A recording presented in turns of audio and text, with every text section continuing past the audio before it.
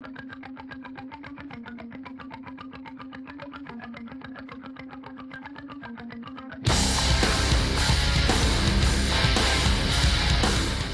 what you did, Daryl? You confronted situations of your wife, and and the consideration of it being a lot of money, and a couple of other things all in one there, right? Did I even try to handle any of those? No. Okay, why? Why do you think that I didn't try to handle those?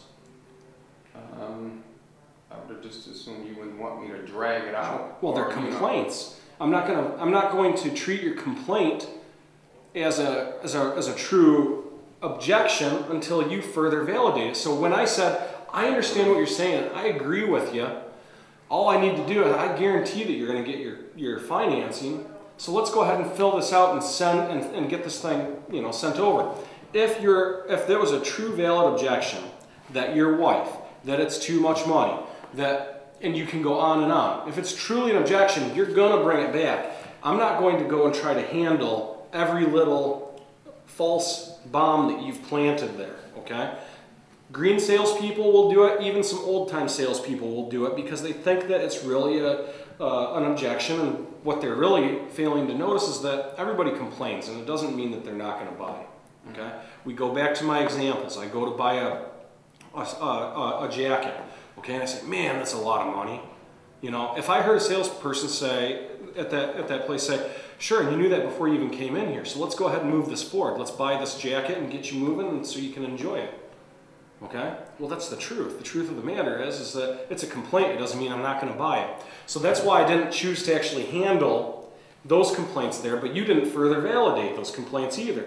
So we were in a win-win situation. However, if you did further validate that's too much money, then I would have said, sir, you knew that before you even came here. You knew that it was going to be a lot of money. Sir, my wife, I would say, okay, well, what about your wife? What would your wife not, or what would she object to, the product or the price? And I would have handled it, but I didn't have to.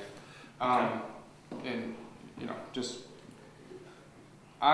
the way you said, you know, sir, you knew that when you came in here.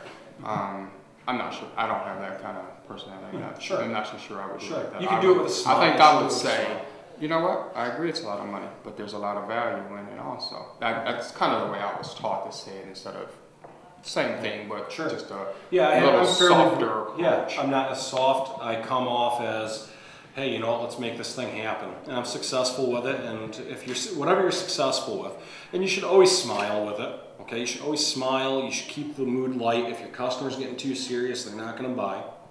So make sure that you keep it light and easy with that buyer, and they will buy.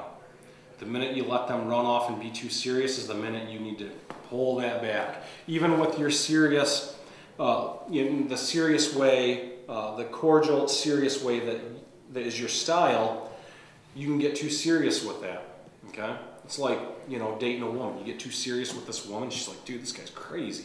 He's like a stalker, okay? You think you're gonna get hooked up with that woman? Probably not. She's probably done with you.